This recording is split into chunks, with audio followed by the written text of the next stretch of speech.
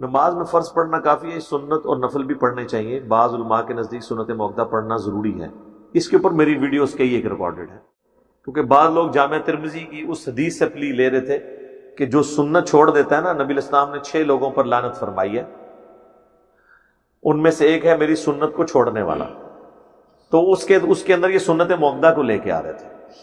تو میرے بھائی، اگر آپ اس طرح سنتوں کو لانا شروع کر دیں گے کہ نفلی عبادات کو بھی آپ سنت چھوڑنا شمار کریں گے، پھر تو سارے کے سارے لعنتی ہو جائیں گے۔ کتنے علماء ہیں جو تہمت باندھتے ہیں، تو تہمت سنت نہیں ہے، پھر کیا کریں گے؟ تو اس طرح اگر آپ نبی علیہ السلام کی مبارک عادتیں، یا آپ نے جن کی انٹینسٹی ڈیفائن کی ہے کہ یہ نفلی عبادت ہے، یہ فرض عبادت ہے، اس کا فرق نہیں رکھیں گے، چلیں چھوڑیں۔ تہمت تو چھوٹی مثال ہے، بڑی مثال ہے، نبی علیہ السلام نے ہمیشہ اپنے سر مبارک پہ پورے بال رکھے ہیں، جنہیں زلفیں کہا جاتا ہے۔ صرف حج اور عمرے کے موقع پر آپ نے حلق کروا کے بال ریموو کیے ہیں، آپ نے کبھی چھوٹے بال رکھے ہی نہیں، جسے ہم چھترے بھی کہتے ہیں اپنی زبان کے، بڑے بال۔ کتنے علماء ہیں جنہوں نے یہ بال رکھے ہیں؟ تو ہم یہ سب کہیں گے سب کے سب لانتی ہیں، سنت چھوڑے ہوئے نا؟ نہیں۔ پھر آپ کو یہ صحیح بات بتائیں گے، نہیں نہیں، اس کی انٹینسٹی وہ نہیں ہے، یہ سنت وہ والی سنت نہیں ہے۔ وہ والی سنتیں صرف وہ سنتیں ہیں جو فرض یا واجب کے درجے میں، باقی جن سنتوں کو رسول اللہ نے خود چھوڑ دیا، یا جن سنتوں کے بارے میں آپ نے سختی نہیں فرمائی، آپ کو کس نے اختیار دیا ہے کہ آپ اس سنت کو اس لیول پہ ڈکلیئر کر کے لوگوں کو لانتی بناتے پھر؟ وہ سنت سے مراد ہے رسول اللہ کا طریقہ چھوڑنا، یعنی جو شخص فرض نماز سنت طریقے پہ نہیں پڑھ رہا، وہ ہے اصل میں لانتی۔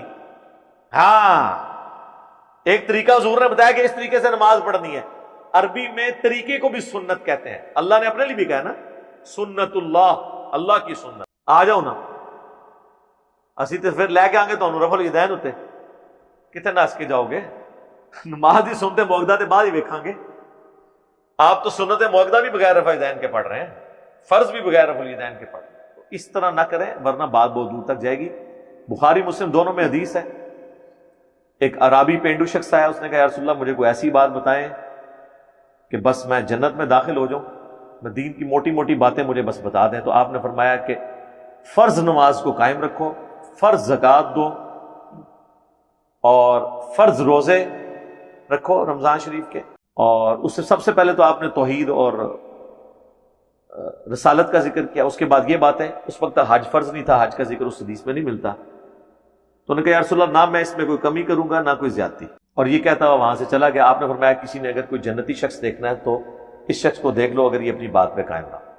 اس میں فرض زکوٰۃ اور فرض نماز کا ذکر تھا۔ اب مجھے بتائیں فرض زکوٰۃ کتنی ہے؟ 2.5%۔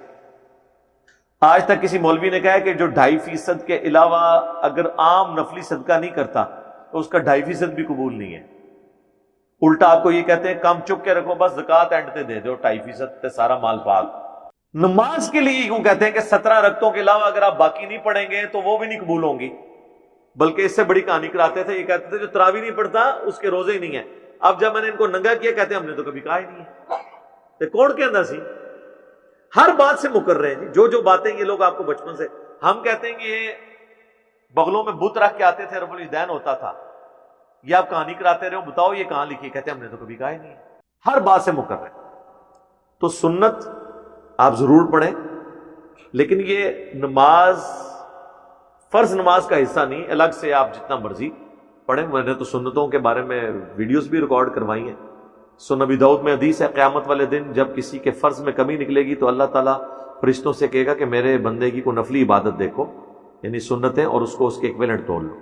یہ سنت کا لفظ جو ہے یہ فقہا کی ٹرم ہے، قرآن و سنت میں صرف 2 ٹرمز ہی استعمال ہوئی ہیں، فرض اور نفلی عبادت۔ اسی فرض کے لیے بعض اوقات واجب کا لفظ بھی آ جاتا ہے۔ فرض اور سنت نفلی عبادت، نفلی عبادت میں آپ کی سنت موقدہ بھی ہیں، غیر موقدہ بھی ہیں، عام نوافل بھی ہیں، تو جتنا گڑ ڈالیں اتنا میٹھا ہے۔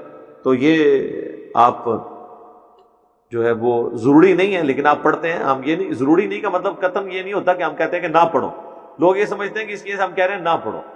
اب کئی علماء نے میری تصویریں لگا کے ویڈیو چڑھائی ہیں کہ علی کہتا ہے کہ سنتے نہ پڑھو، میں نے کیوں کہنا ہے نہ پڑھو؟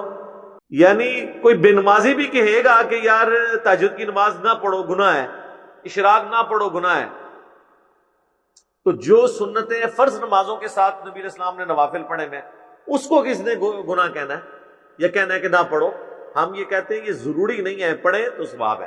اور میں نے ہمیشہ بیلنس کیا، آپ میری کوئی ویڈیو ایسی نہیں دکھائیں گے کہ جب میں یہ کہہ رہا ہوں کہ فرض پڑھ لینا کافی اور میں یہ حدیث نہ سناؤں جو میں نے ابھی ابو داؤد کی سنائی کہ اگر کسی کے فرض میں کمی نکلی تو اس کا ایکویلنٹ وہاں سے پورا ہوگا۔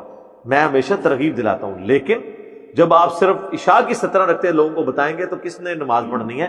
دن رات میں 17 رکعتیں ہیں، 24 گھنٹے میں 17 رکعتیں پڑھنی تھی، آپ نے تو صرف عشاء کی 17 بتا دی، اس لیے لوگ نماز ہی نہیں پڑھتے تھے۔ لوگ کہتے تھے، آپ عرب ملکوں میں چلے جائیں، وہاں لوگوں کو کلیئر ہے چیزیں، اس لیے وہاں کوئی نماز چھوڑتا نہیں ہے۔ لوگ کہتے ہیں جی عربی جو مرضی نے نماز اتھی مسلح سٹ کے پڑھ دینے، اس واسطے کہ انہوں نے 17 نہیں نہ پڑھنی پہنیاں، میں تک نہ 17 پڑھنی پہنیاں عربیوں نے، تو کس طرح مسلح سٹ دے؟ جب آپ کو یہ یقین ہو کہ میں نے وضو کر کے مسلح ڈالتے ایک بار ہی نماز شروع کرنی ہے، اس کے بعد سلام پھیر کے دوبارہ نہیں شروع کرنی، فجر کے 2 فرض ہی پڑھنے ہیں، ظہر کے 4، عصر کے 4، مغرب کے 3، عشاء کے 4، باقی وتر رہ گئی یا سنت مؤکدہ وہ آپ پڑھ لیں تو ثواب ہے، نہیں پڑھتے تو کوئی اس کے اوپر گرفت نہیں ہے۔ لیکن یہ باتیں یعنی پبلکلی کرنا، صرف اہل حدیث میں تھوڑی سی جرت ہے کہ وہ یہ بات کرتے ہیں، وہ بھی ڈھکے چھپے الفاظ میں۔ شیخ زبیر زئی صاحب نے بھی اس پہ مضمون لکھا، لیکن ظاہر ہے کہ ایک معاشرے کا پریشر ہی بہت ہے، انہوں نے ثابت تو یہی کیا کہ ضروری، لیکن اینڈ پہ کہتے ہیں چھوڑنی نہیں چاہیے، لیکن تاکہ کوئی آگے مولوی ٹکر مارن لگے نا، منو کہاں کہ آخری بھی پڑھ، وہ جرت کر کے سامنے آ کے فرنٹ سے لیڈ کرنا۔ ہم نے جرت کی ہے کہ یار یہ اس طرح بات نہیں ہے۔ لوگ کہتے ہیں جناب اتنے کانفیڈنس سے بولتا ہے، بھئی کانفیڈنس سے نہ بولوں تو لولا لگڑا بولوں، میں جس دین کو فالو کر رہا ہوں میں اس پہ اعتماد رکھتا ہوں کہ وہ آسمانوں سے نازل ہوا ہے اور میں نبی علیہ السلام کو نبی برحق مانتا ہوں۔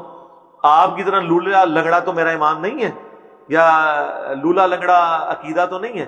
اگر نبی علیہ السلام کی تعلیمات برحق ہیں، قرآن برحق ہے، تو مجھے پورے گج وج کے بتانا چاہیے کہ بات اس طرح ہی ہے، مجھے بتائیں ایسے نہیں بتانا چاہیے۔